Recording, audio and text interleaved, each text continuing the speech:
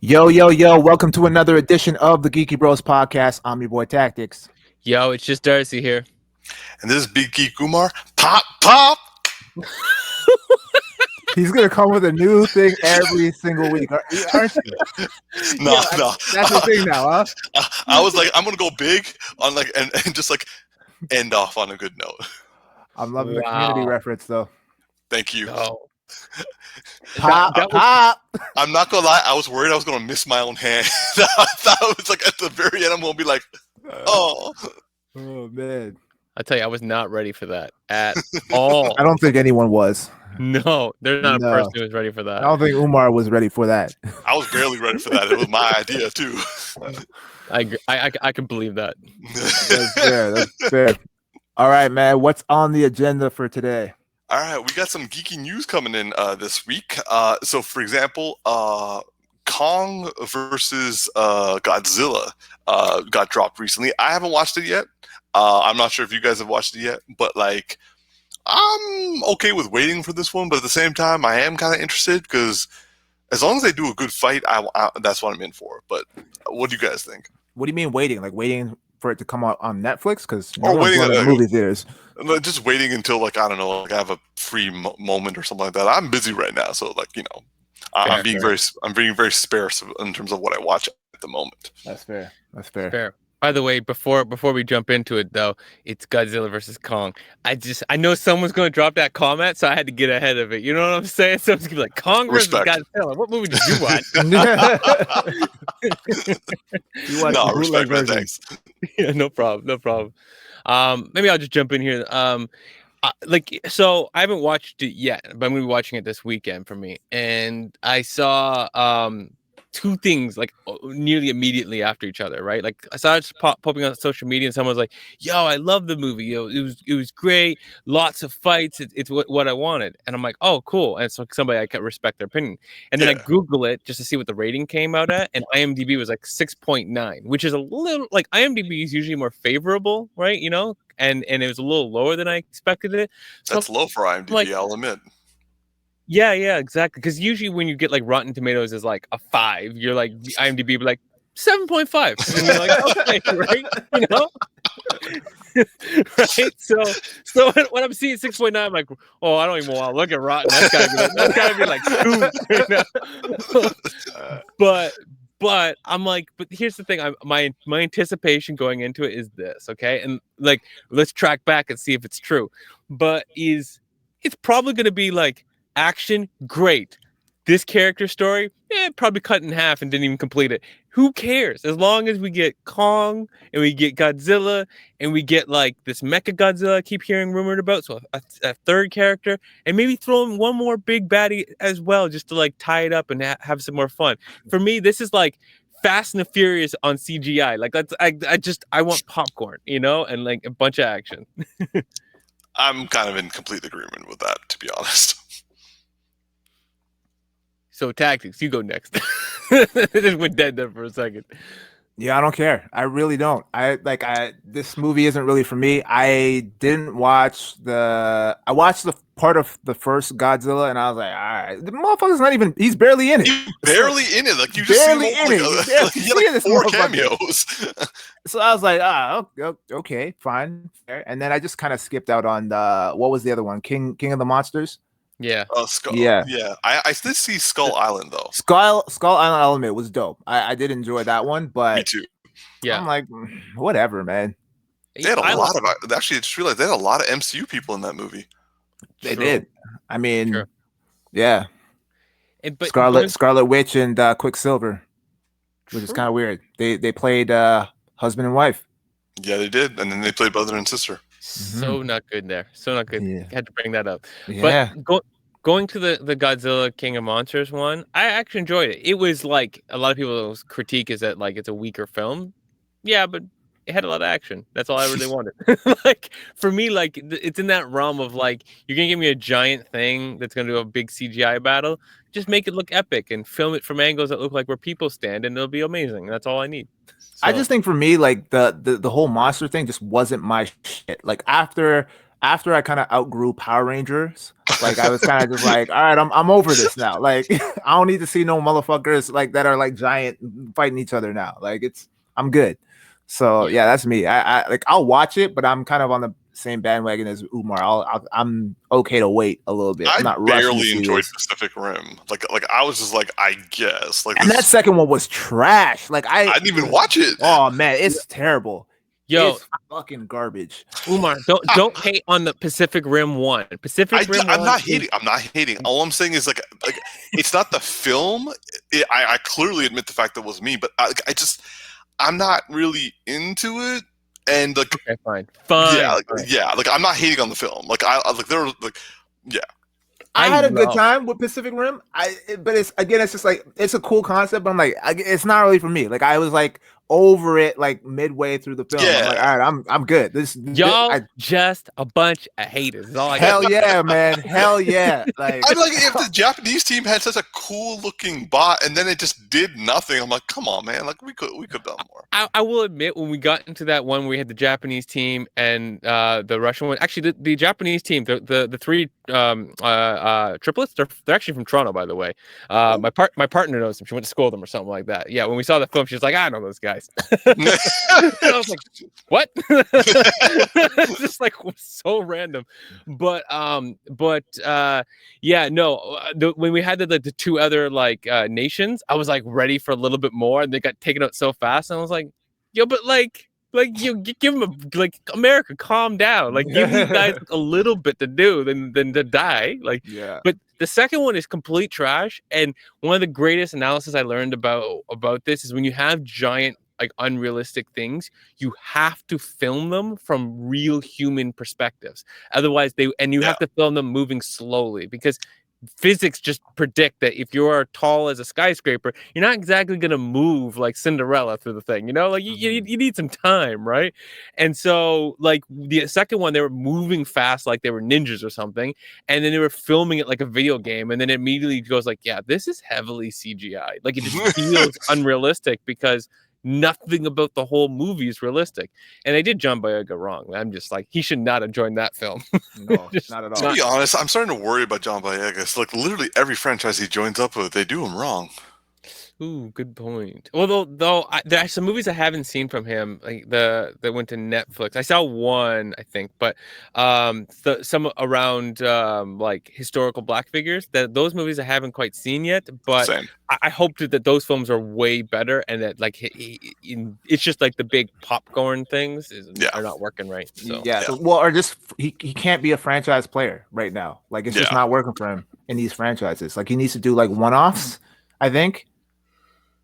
I think he's got chops, and I think he's just totally.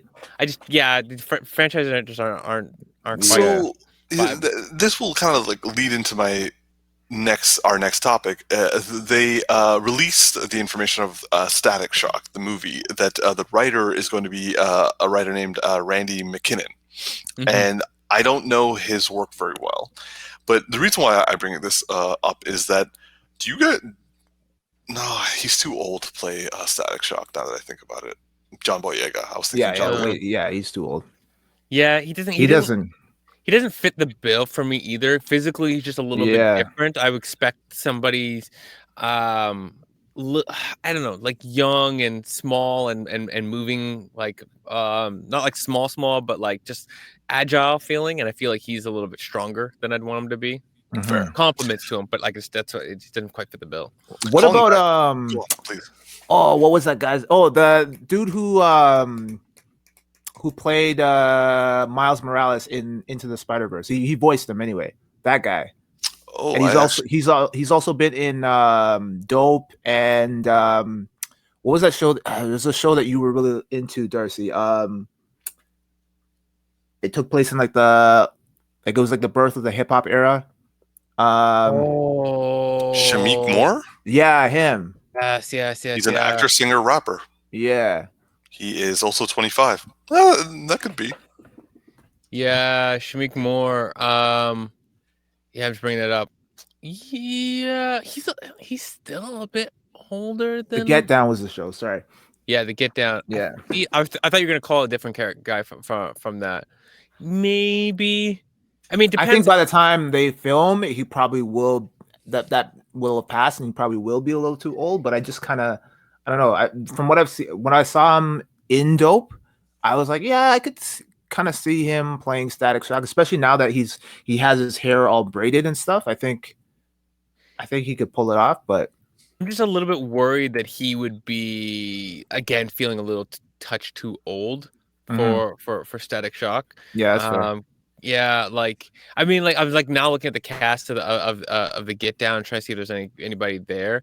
But yeah, I mean, I kind of wish like, I don't know why, but like Michael B. Jordan when he was young, he's kind of like a little bit what I would anticipate, but like young Michael B. Yeah, Jordan, yeah, right? yeah, No, yeah. close to Like now. from like The Wire. Yeah, but a little bit after that time frame, like Oh, like even after. Okay. a little bit after that time. Fantastic Four?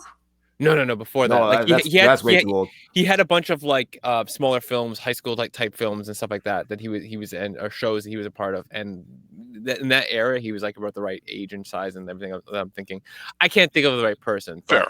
But I'm just glad that they, like, in terms of writers for Static Shock, they got someone who is black. Yeah. Just so that, like, I really don't want to have any of the superhero movies, or frankly, like, more commonly known now that like African American films are actually being done more and more. I kind of want them to be more and more behind the scenes as well. Are Like, you guys excited for Static Shock? I am. I don't know the character as well as you guys, which is the first for me. Like, I ordinarily am the one who has the authority, but like for me, actually, I'm actually deferring to your judgments because I don't know the character very well. Saturday morning cartoons, bro. That was my shit back in the day, man. yeah, I can't say And I've then watched. the crossovers where like Batman showed up and everything. Yo, it was sick. Nice, yeah. I can't remember. I didn't watch it in its entirety, mostly because of like moving around a lot when I was young and like inconsistencies with television. Yeah. Because it's not like Netflix now where you can just be like, oh, I want to watch a show and I'm gonna burn through this thing in like a weekend. Like if you weren't home, that's an episode you didn't see. But yeah, for me, like the one thing I really hope that, because it's a movie, right? Yeah. The thing I hope that they weave into this is that element with his best friend, that episode where he finds out his best friend is white, his father is racist. Yeah, I remember that episode. So basically that was an episode. That was an episode, bro. So here's the premise of it, Umar. So basically, his best friend, he's like, why did I never come over to your house? And he's like trying to like play it off, right? And his best friend, like they're like they're close, right? Yeah.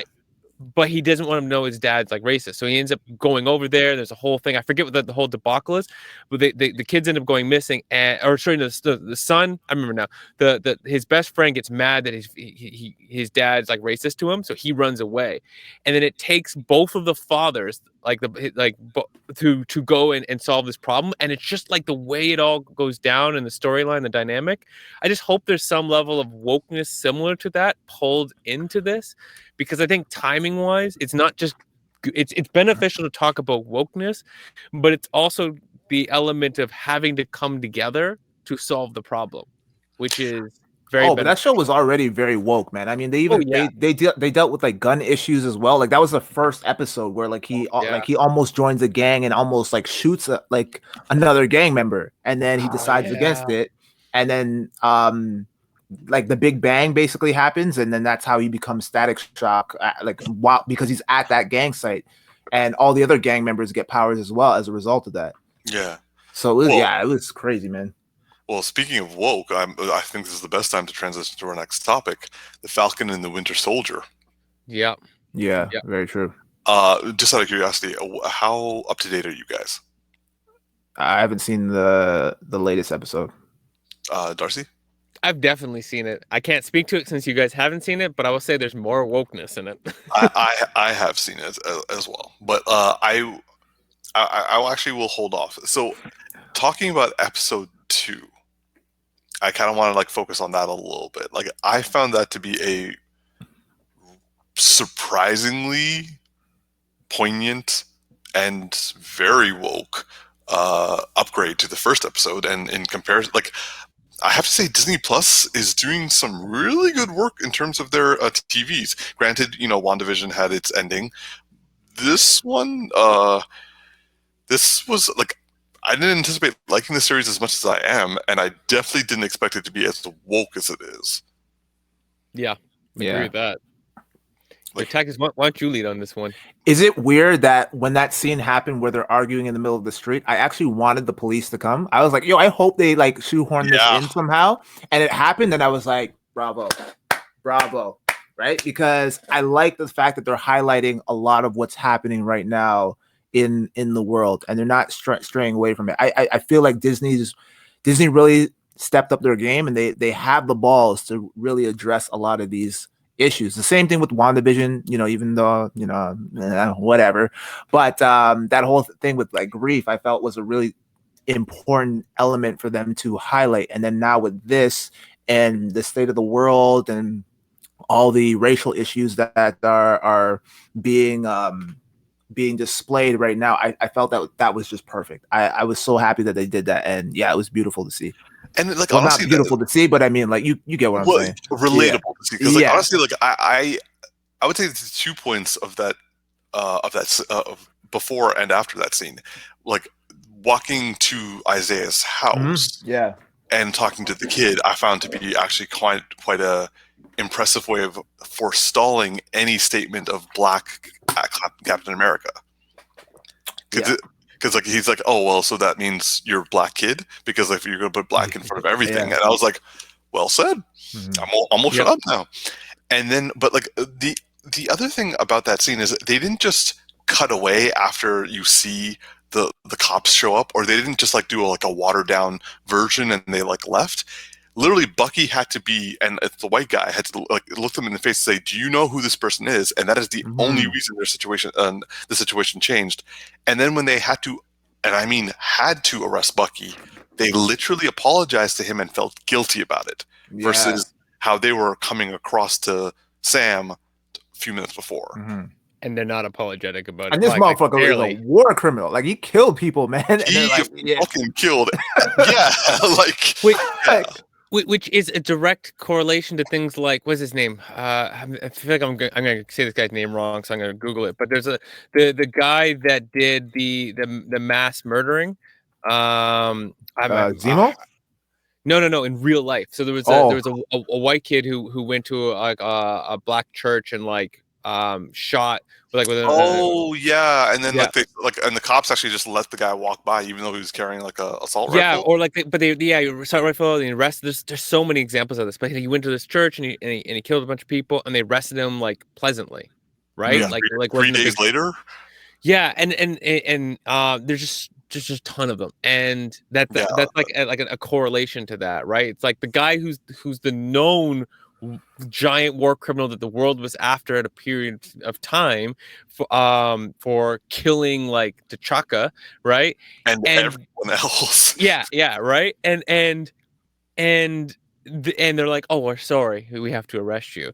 And the guy who's like, oh, is he bothering you? Like, we're gonna go all force. And the other thing I also really like too, and Umar, you sent an article that goes into this, and it's correlating with reality, is that I forget his name right now, but the guy who was Isaiah, who was a black Captain America. It's going back to Tuskegee trials, which is a real life event where in the United States, they wanted to test the effects of how what would happen if it goes rampant in society. So they were poisoning like the water to actually infect black people in a large community, like in a city, to be like, what will happen? Right. And unbeknownst to them. So using people as guinea pigs. And gave them placebos instead of the actual cure. Exactly. And so they're tying and correlating it back to like that's part of his experience. He came back from being this soldier like Captain America, but hey, we're going to put you in prison because you did things we didn't like, and then we're going to use it for experimentation, and then we're going to wreck you. And then it's actually it's actually a little bit worse than that, because Isaiah, they took 300 black men and experimented on them for the super soldier serum until they got it right. He was the only survivor they then used him in the war and also to fight Bucky and all that sort of stuff. And then immediately afterwards, they arrested him because he was a threat. And then they started experimenting on him again to kind of find a better version of the serum. So yeah, like even though Carl Lumbly, who voiced the Martian Manhunter in Justice League, he was in it for like literally 5 minutes, not even. And I was just like, you are still freaking awesome, and you just made this entire character real. Yeah. The thing I also really like, and I feel like this is what's happening, is from just like a Marvel perspective, they're using the snap as kind of a way to look back on society, and they're shoehorning in this like, well, all this time, this Marvel universe has existed. There's a lot of stuff that has been happening that you weren't aware of, and then they're able to bring in, okay, well, now what's the dialogue of Captain America's origin, and is there racism that's behind the ability to get him to become what he is, and things that were happening the whole time that are like the dark side of all the positives that we've seen. And it's very interesting where that can take it. It's just a really, instead of just being like, oh, everything's going forward linearly and some event happens and then we're going to talk about it, it's actually like, no, we can uncover things and parallel that. And really, I feel like there's some really amazing storytelling that happened that could affect people. Honestly, I found, and actually a friend of mine brought this up to me. She was saying that the snap is actually really relatable to us because we're living through the pandemic. And the societal upheaval that is affecting the world of the MCU is understandable for us onto some level, because we're kind of going through something equally as difficult, or something along those lines as like a global difficulty. And I agree with you, Darcy. Like, Marvel is actually, both you and also the Tactix have said versions of this. Marvel's got the big dicks because they know they got the big pockets. Like they own every fucking buddy. So they're like, we are going to capitalize on racial issues and be on the woke side so that we'll get more people to come watch our stuff. It's smart though. I mean, yeah.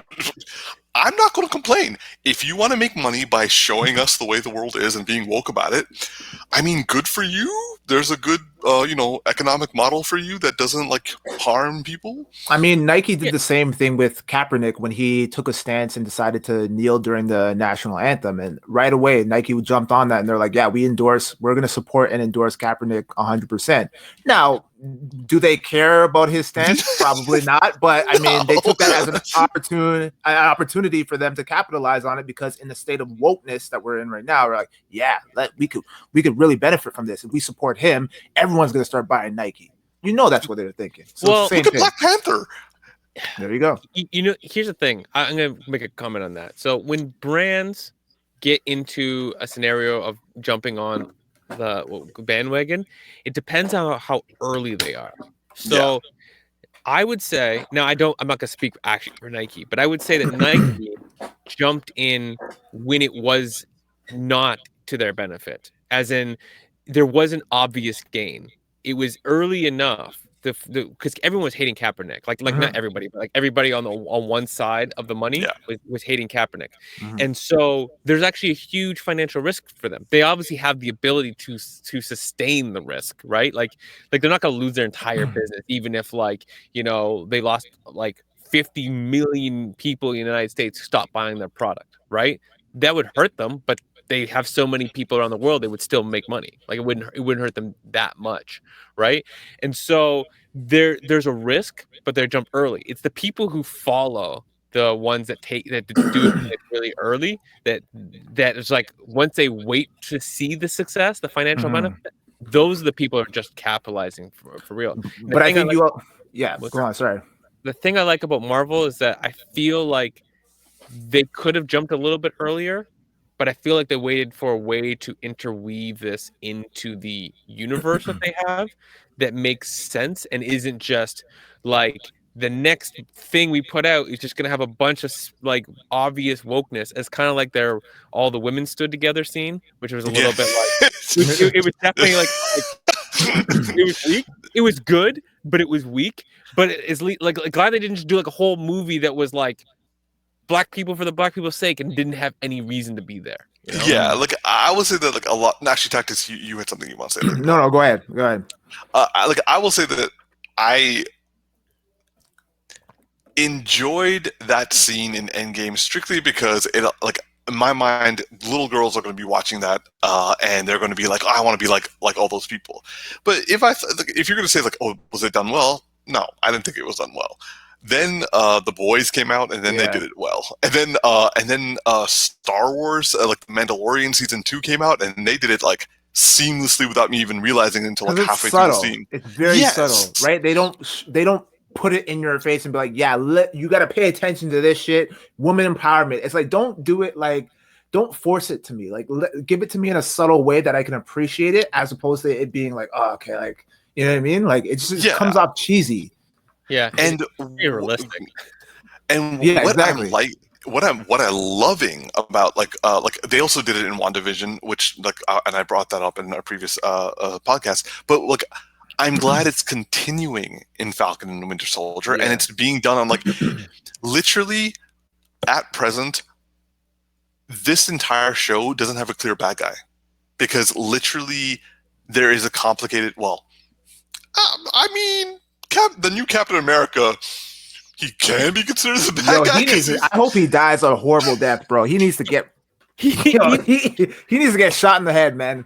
For real. He's the only one who's unanimously like in the third episode. There was like a moment where I was like, I almost kind of somewhat like you, and that was about as best as I got. It was like It's like a moment of more like, I can understand your mentality right now. That was about actually.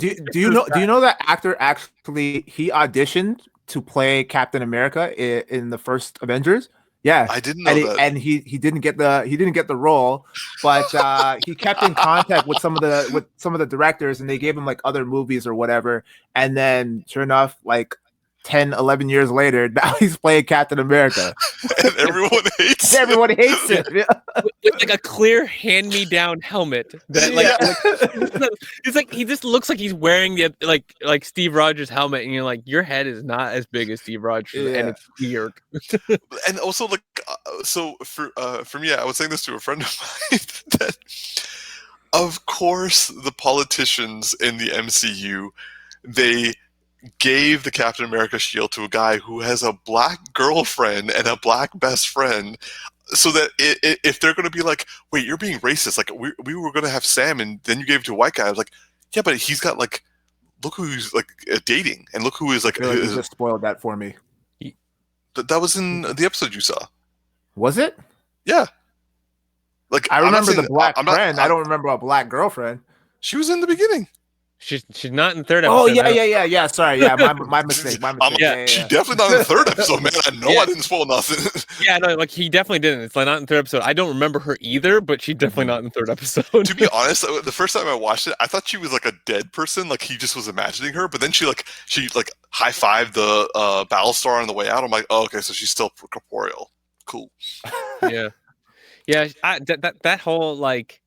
It's like he has like the black girlfriend, the black friend, and on top of that though, he's still like the country boy, and it's just kind of like, and I'm like that it's just it's so government. It's so government. It's like he's a good old American.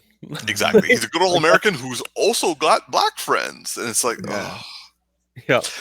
I do want to ask you guys one thing. I felt this way, but apparently no one else has, and I want to know what you guys think.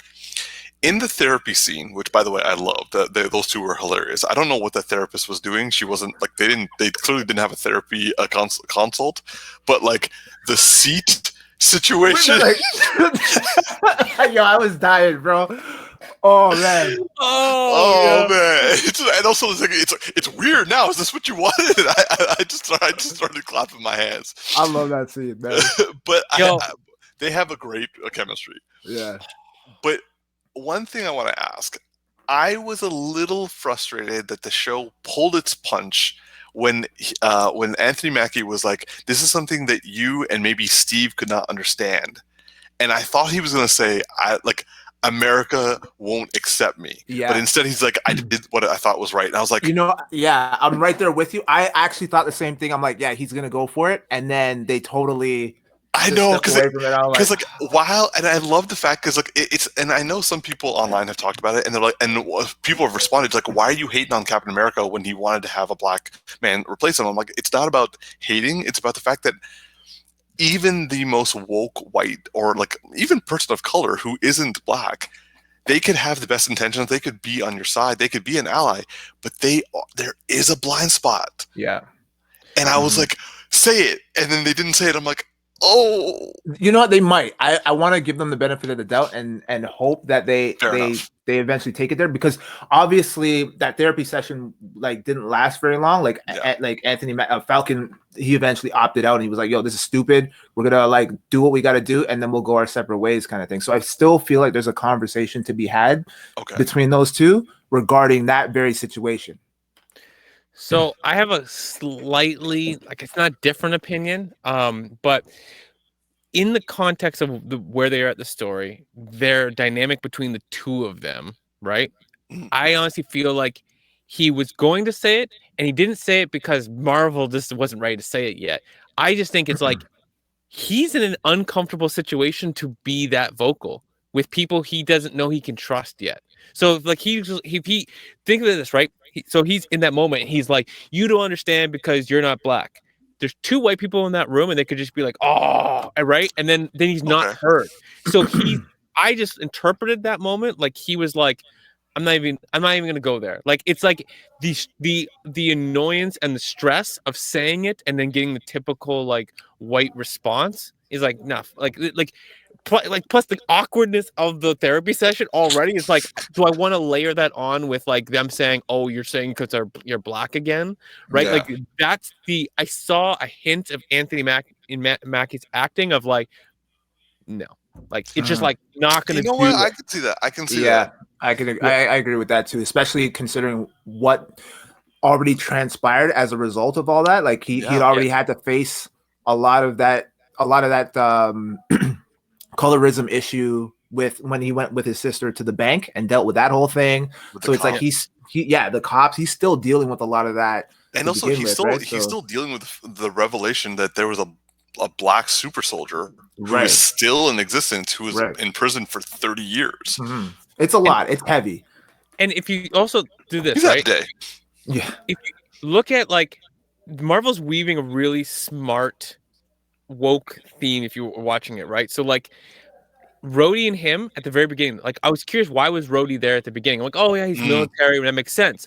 But then he's like, let's have a conversation. Yeah. And there was a level of like, they weren't saying it for the audience because they're smart in saying that black people don't have to explain to white people all the time about racism. You need to figure it out on your own. And so when they had the conversation, there was a kindredness in the moment of him be like, "Why'd you give up the shield?" And it was kind of like, for me, I was interpreting the subtext of it being like we need that symbol of you being a black man being Captain America.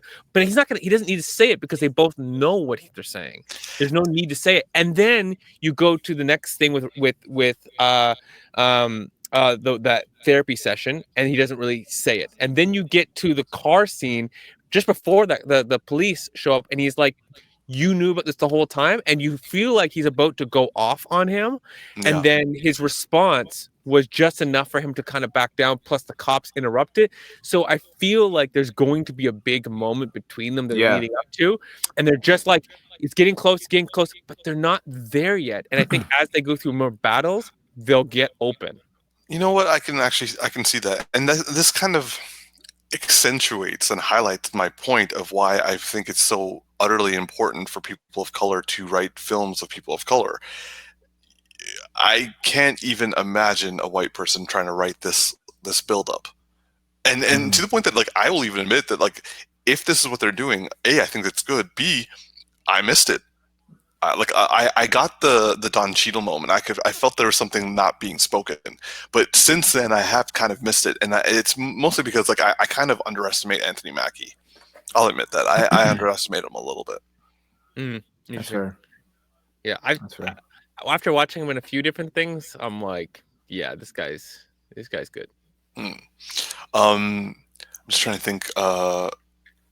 I am really hoping that they bring up Isaiah's grandson a little bit more, because like they are layering MCU with all of the Young Avengers right now. Like we have two of them from WandaVision, and he like the grandson, even though he was shown for like literally one or two frames, is going to play Patriot, who is also a member of the Young Avengers.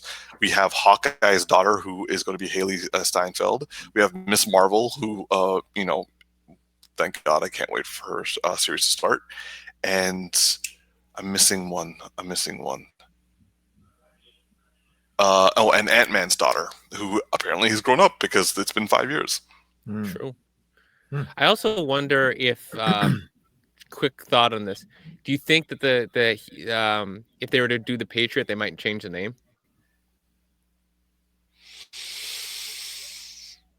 Because they haven't really done much of that in MCU so far. But they also have characters that are known as something like we thought Hawkeye was a Hawkeye for a long time, but he never was, right? And then we've kind of more realized he's Ronin, right? So it's like that's true. They never called him Hawkeye. Because I'm just kind of wondering, it's like it's kind of like Patriot just feels like in today's context, like I wouldn't come out and be like, I'm Patriot, right? Like I wouldn't want to call myself that when you're looking at a country that doesn't respect Black people, right? And be like, I'm Patriot. Like it's like Patriot to what, right? Like at this point. So I kind of feel like it might be an unspoken name, you know? It could be, in the sense of like he's saying, because like when people in media refer to patriots, they are mostly talking about a certain type of people. Yeah. And if you show a Black man who is proudly saying patriot, maybe that could be something, a change of a conversation. But like again, we're getting a little ahead of ourselves. That could be there. I just think it's interesting in the just to think about like what you could do, or what you can't go into that name just be like, put it down, right? You know, it's like you just have to like think about how you introduce that. If that you choose that name or change that name, you know, you have to think of the approach of what you want to stand for in your messaging. Yeah. Anything else you guys want to talk about before we move on? No. All right. So the next topic we're going to be jumping into is Invincible. Now we've talked about the first episode. I didn't watch it last time, and now I've watched all 3 episodes. How about you guys? All 3 as well. There's a new one that came out today, right? Yeah. Oh yeah. So I haven't seen episode 4. I haven't seen it. Yeah. So so wait, are we all equally all 3 episodes right now? Yeah. Yes. This is a first. I know. Let's clap that up. So I will say that I have read the first 9 issues, I think 9 or 10 issues of Invincible. How old is this comic? Oh, it's old. Like I would say, like 10 years old. Oh wow, okay. Maybe even. Let me just quickly check. But like the reason I bring this up is because the comic was written by the guy who did Walking Dead. Oh yeah, I remember that. Yeah. Yeah, and also he's come back to essentially his own work. And I find that he's writing he's doing a pretty good job like modernizing it. For example, the end of the first episode, which you guys were talking about. Now, I knew what you were referring to, but for me, I was actually, I kept it to myself, but I was actually quite surprised that you guys were talking about it in the first episode, because that took place in the 7th issue. That was supposed to be a shift for that was like the big twist of the first arc. So I'm like, he put that in the first episode? Maybe they're referring to something else. And then you guys are talking about like, you know, what would be like if Superman killed everybody. I'm like, yeah, I think I know what part they're talking about. And I was just like, okay. So watching it, first of all, holy shit, that scene. It Visceral. was Yeah, it was also done differently in the comic. In the comic, he did it quick. Like, he took them out, and he took them out fast, and they didn't get a shot on him. So did he just pretend that he was injured, or He didn't even pretend he was injured. He was like, they came to his house, and he was like, "Wait, what happened?" okay. Yeah, so like he wasn't like nothing. The fact that he was injured in this one, I'm like, yo, he's being taken out. Flash did work on him in this one. Also Red. Wonder Woman, like she like bashed the fuck out of his face, and then when he was being wrapped around by like the Elastic Man person just before he ripped. Oh my god, the killings were really hard in this one to watch because I'm like, who was it that got their head smashed in? Which character was that? Do you remember? That was Flash. Ooh, yeah. Red Blur. Yeah. Red something. It was Red Rush. Red Rush. And then they're also the Green Lantern type girl, which she like eats something and turns the green thing, and she got her head like blown right out. Punched out, yeah. And then like, but like he was being wrapped up, and like Wonder Woman and Immortal or Pemberley were just like beating the shit out of him. I'm like, and then he just broke her neck. Yes. And then so like, going from there, what I noticed is there are certain elements of what they've shown in the first 3 episodes in the comic. Like, for example, meeting the alien in space with the one eye, practically nothing had changed in that situation. By the way, I love that was Seth Rogen. That was great. That was so good. I was sitting there, I'm like, I know that voice, and like you were saying, I just clicked up on Amazon, I'm like, Seth. But there are some big changes. Like, for example, Amber is black in the animated, in the cartoon. She was like a blonde, like a white blonde. Also, she didn't speak. She also was not really cool. She just was like a background person that he was making out with in the far background to like create some sort of tension with purple girl. I can't remember her name right now. But also, they never really focused on him. Well, for one thing, they gave a lot more detail in terms of like the powers, like the whole training situation, and also like how the physiology of it all worked. Not in the comic. So he's improving his work, like, you know, from his like 20s, to now in his mid 30s. You would think to be a better writer in that time, and he's proving it. For example, the when the invasion happened, they had it, but it was like a couple panels, and then they moved on. This was like a thing. This was a theme, and it showed him on his first day. And I felt the way he was feeling in the sense of like he didn't know what to do. That wasn't in the comic at all. They've made Invincible, the series, very realistic, and I think Darcy or Tactix, one of you guys were talking about how the fact that it was very real, and like they're like people are dying a lot. And that's what I have to say I really appreciate about the series, that it makes the comic dated for me, which I'm really happy about. Really glad to hear that. I definitely spoke on the realism, like it's real and a surreal thing, in the sense of like there's a grounded element of it's best said in the thing. It's like it's not. It was the robot guy saying I don't know if he's prepared for it, because it's not like what you think it would be like. And that's the best part of the show, is that a lot of these events are not the way, like when you see Justice League Unlimited, it's so like you never feel the weight of anything, because you always feel like they're always going to make it out. Very few things you get heavy weight from in episodes, but it's cool and it's awesome to watch. And it's kind of like how people, when they watch it on TV, and like, oh, but the superheroes are so cool, so badass. And that's how the comic was. That's how the comic was. Oh, I'm really happy to hear that the writer is like improved this much, and more than he's improved, but that he decided to not be like, no, the work is the way the work is. Don't change the art. He's like, no, this was good, and I'm glad that we got here. Let's make it better, right? Let's tell it. Let's see if I can do better than when I was in my early 20s. Yeah. I'm Tactix. After watching all 3 episodes, because last time after the first episode, you were like, you know, I don't need like the gore, but now you've seen the other 2 episodes and it's kind of advanced a little bit more in the story. What are your feelings?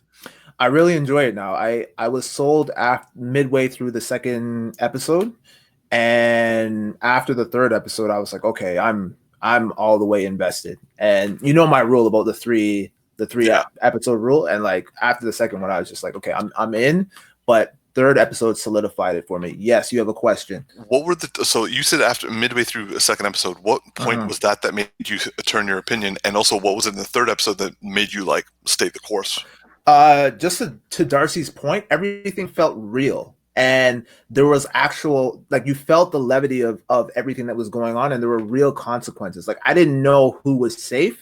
And I think that's the beauty of this show, is that they can take certain liberties with it, because it's, I mean, I don't know if it's a super popular comic book, but it's not on the same level as a Justice League, or like just any DC or Marvel comic book franchise, right? So people have been associated and attached to DC and Marvel for years, whereas these one-offs, like you can take liberties with like comic books like Kick-Ass and like with Spawn and like all those other ones. Well, maybe not Spawn. Spawn's a little bit more popular, but like those more obscure comic books. And he's proving it in this, as you just attested to, Umar, in the sense that he's able to change certain things because people aren't super attached to the comic book yet, right? Like, I mean, there's probably a small fraction of people that actually know.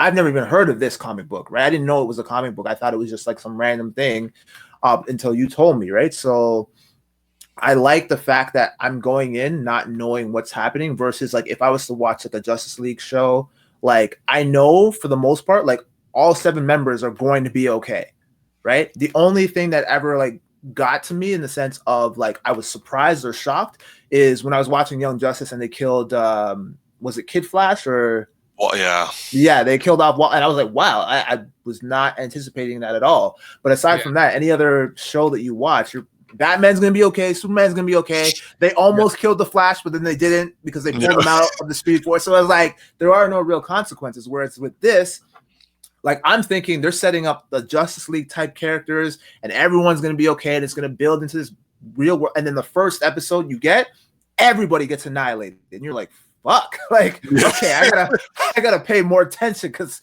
nobody's safe. I can't get too attached to anyone, right?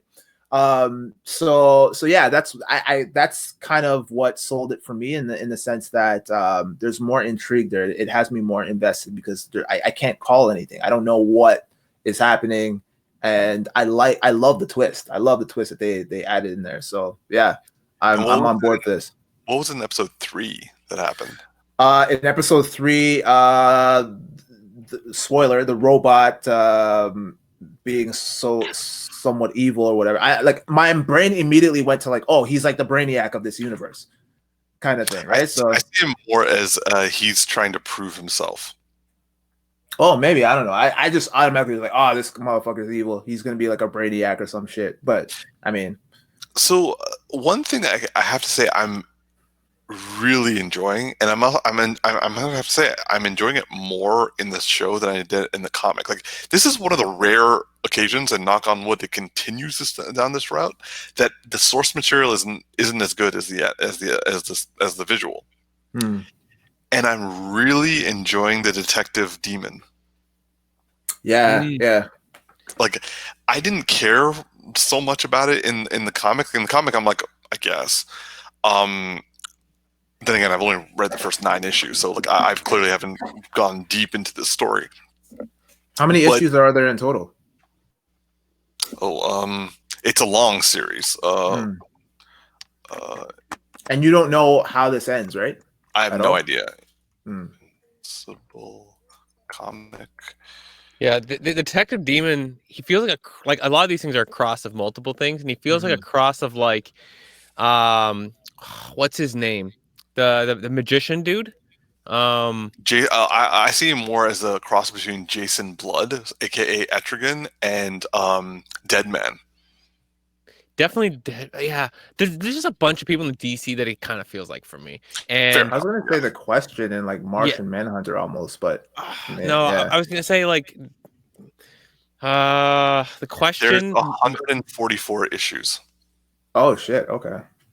Who's the cosmic guy that was in the Arrowverse? And he had his own show, and he came into the Arrowverse, and he Oh, like Constantine. Oh, okay. I see what you're saying. Okay. like a Constantine and Question. I don't know, like Yeah. just something about the two that kind of like makes me Yeah. feel like he's mixed there, but then at the same time feels like the whole dark universe part in DC, where it's like the whole devils and demons stuff. Like he's just like a mix of these three things. Yeah, he's awesome. But like I'm really enjoying. I also enjoy the fact that like he is now okay. First of all, this series is doing after credit scenes. Like they're owning those scenes. Like There's holy another shit. scene. just a whole other scene. Yeah. But like I like the fact that he's now causing contention between the wife and husband. Mm-hmm. That didn't happen in the comic. Sorry, between his mother and father, you mean? Yeah. Okay, when you said wife, husband, I'm like, am I thinking of different people you're referring to? Or I meant between like Omni-Man and his wife. By the way, Sandra Oh is killing it right now. So is J.K. Simmons. Like, frankly, like they're both fantastic. Both fantastic. And I gotta throw out Sandra Oh. Like, I love the scene where he just looks at his mom. He's like, "Make me." That was I remember you saying it, and so I was watching for it, and when it came, I'm like, damn. Like, just like the strength of that woman. Like, just be like, "Oh, does that make you feel strong?" That that I can't. And I'm like, oh, and just like my asshole son, like it was just like the dialogue in that is so well done. It feels so real. That character of hers feels so strong and well defined, and it makes sense. It makes sense that she's like this. She's been married for 20 years with the most like the guy who literally goes out every single day. To the fact that when he gets like thrown into another dimension, and his own son is like, "Dad," she's just like, "No, regular Tuesday." Yeah. Yeah. Oh man, he was scary when he went into that planet. Fucked those people up. it was so like just give him a portal to get out of here, and they give him the portal. He's like, all right, I'm just gonna drop this giant boulder on you at the end of it anyway. Just like we tried to live through this. I thought that he was gonna say something to the effect of Earth isn't yours to conquer, it's mine, and then he's just gonna drop it or whatever. Yeah, I thought so too, but like we gotta watch the fourth one, and Umar, don't give me those looks like you know what's coming in the comics. It's just like he did say something like that in the comics.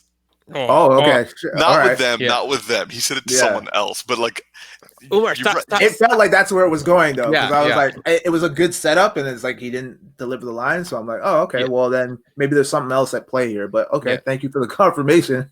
So I want to throw this out here, but Umar, you gotta keep your mouth shut because you read issues, but like I like that.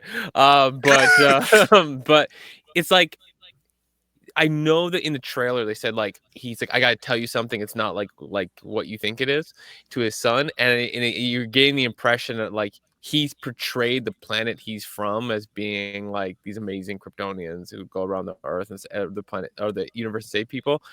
But it's like it feels like it's going to turn out to be the complete opposite. But then they also played it in the very first episode, like when they were fighting him, the league or whatever you want to call them, they're like, it's like he wouldn't do this. He must be controlled by something, and he did feel a little possessed. So I'm also kind of wondering if like maybe they'll also change the motive from the comic as well to some degree. But yeah, it's just like I like what is going on with him, and he's scary. But it seems like all of this happened as soon as he found out that his son started developing powers. Yeah, that's when he flipped. That's when he flipped the script, and even started like catching an attitude with the wife. And I'm like, yo, all of this is kind of correlating to Invincible getting his powers. You know what I'm kind of thinking it is? So I think that he's like, no, I get Umar's like dying over here, but carry on. But I feel like he's like, the theory that's been running in my head, and I'm probably wildly off, but the theory that's running in my head is that like he's like a fugitive from his planet, right, or something. Like he's not supposed to.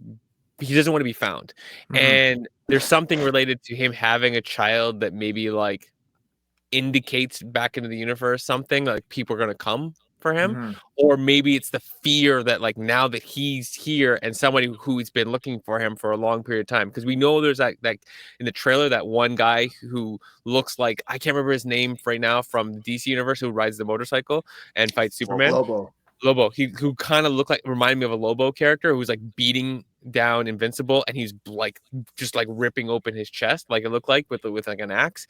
I feel like see that, but okay. Yeah, in the trailer, there's a guy who hits him. Oh yeah, and so yeah. Anyways, it's like it looks like he basically kills Invincible, and like they have to like try to save him.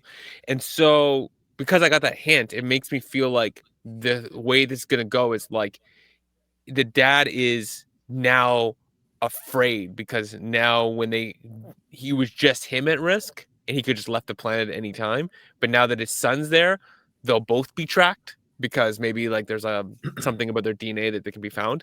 And now it's like there's a whole thing going on that the dad's not saying, and the son is now a risk. Like he always kind of was like, yeah, son, you'll get powers, but he always hoped that he wouldn't, so that whatever is being set up, he's not involved in. And now that he's involved, he's like killing people and doing what he needs to do to like set things up for what's coming. And we don't know what that is. Why go all in on the team like that? Yeah, I don't know. It's just the gut feeling I have, but I don't have enough logic to put behind it. I can't call it, man. That's the beauty of this show. I'm like, I have no idea what's going on, but I love it. And Umar's dying over here like, I've seen a bit more than I can't say. I do want to, in the few minutes we have left, I do want to go on one last topic. Now, earlier, since we've all seen and also have discussed the Justice League, the Snyder Cut, before we did that, we had an episode about our early points of view. And let's just say, maybe slightly disparaging towards my character, but Darcy and Tactix had some observations of how I am when I'm not happy with watching something. So I just want to let you all know and hear it firsthand from them what it was like for the 4 hours we watched the Justice League together. Take it away, guys. Well, you were behind me, and I could hear you. I could hear your gestures, and like you were just so loud, bro. And like I could hear you and see you through the mask like the entire time. I was like, bro, what did you say? I just remember Darcy like turning around. He's like, again? Like, like nigga, I can hear you looking weird. I was like, yo, if we have to sit through 4 hours of this, bro, get out. Get the fuck out. You did at one point. You said, yo, man, get out of here. I'm like, yo, man, like you're like good for maybe. No, you weren't good for anything. Like I was gonna be like, there was a point where I feel like we got 30 minutes. I feel like it was like once Wonder Woman fight started, you like succeeded a little bit, but like I'm like in the beginning, it was like okay, the interesting start, and then we see the whole like like Norwegian singers, and it's like, oh, Umar's just like no. Yeah. It's like, bro, don't talk. You even ate your pizza aggressive. That's how much you hated it. You were just like, I was just like. You were so mad, bro. I never seen someone so aggressive at putting pizza in dip. Like he was just, bro. You're breathing so heavy and hot on that pizza. It might as well have just been frozen pizza. You cooked it on the way in. Oh man.